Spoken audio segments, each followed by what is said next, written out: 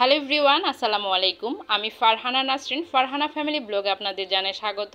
আজকের পর্বে হাজির হলাম একটা ডিম দিয়ে কিভাবে মজাদার পুডিং তৈরি করা যায় সেই রেসিপি নিয়ে। চলুন তাহলে দেখে নিই।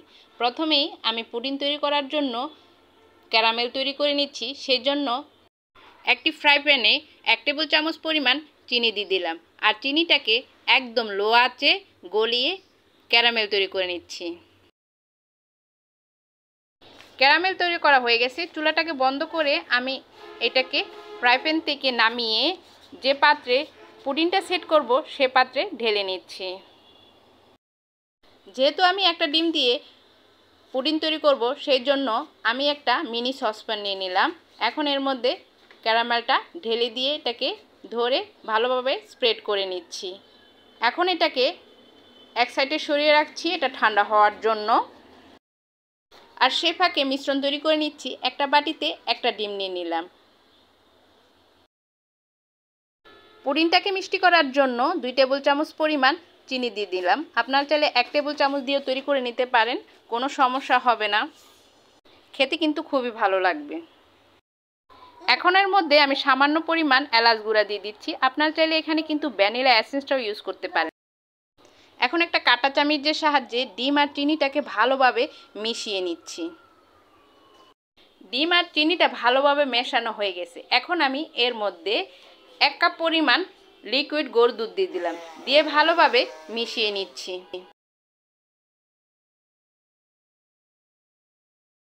পুডিংয়ের মিশ্রণটি রেডি। এখন ক্যারামেল পাত্রটা নিয়ে নিলাম, আর পুডিংয়ের মিশ্রণটি একটি ছাঁকনির সাহায্যে সেঁকে নিচ্ছি।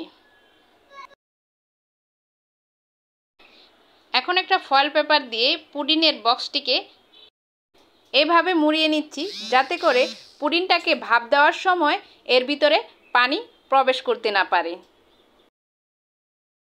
এখন এটাকে ভাপ দিয়ে নিব। সেই জন্য চুলাতে একটা হাঁড়ি বসিয়ে এর মধ্যে স্ট্যান্ড দিয়ে 2 কাপ পরিমাণ নর্মাল পানি দিয়ে দিলাম। পানিতে বলক চলে আসছে। এখন আমি পুডিংয়ের সসপ্যানটি এর মধ্যে বসিয়ে দিয়ে ঢাকনা দিয়ে ঢেকে এটাকে ভাপিয়ে নিব 15 মিনিটের জন্য। ফিরে আসলাম 15 মিনিট পর। এখন আমি ঢাকনাটিকে সরিয়ে নিলাম, পুরোপুরি পানিও শুকিয়ে গেছে। এখন এটাকে চুলা থেকে নামিয়ে নিচ্ছি। পুডিংটাকে চুলা থেকে নামিয়ে নর্মাল ফ্রিজে ঘন্টাখানেক রেখে আমি এটাকে ঠান্ডা করে নিয়েছি। এখন উপর থেকে ফয়েল পেপারটা সরিয়ে নিচ্ছি।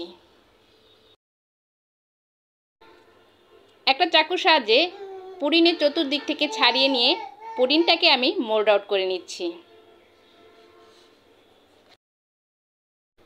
দেখুন তৈরি হয়ে গেল কত সহজে একটা ডিম দিয়ে পুডিং। আশা করছি আজকের এই রেসিপিটি আপনাদের ভালো লেগেছে। ভালো লাগলে অবশ্যই মনে চাইলে এইভাবে ঘরে তৈরি করে খাবেন। সবার সুস্বাস্থ্য কামনা করে আজকের মতো আমি এখানে বিদায় নিচ্ছি। আবারও হাজির হব নতুন কোনো রেসিপি নিয়ে। আল্লাহ হাফেজ।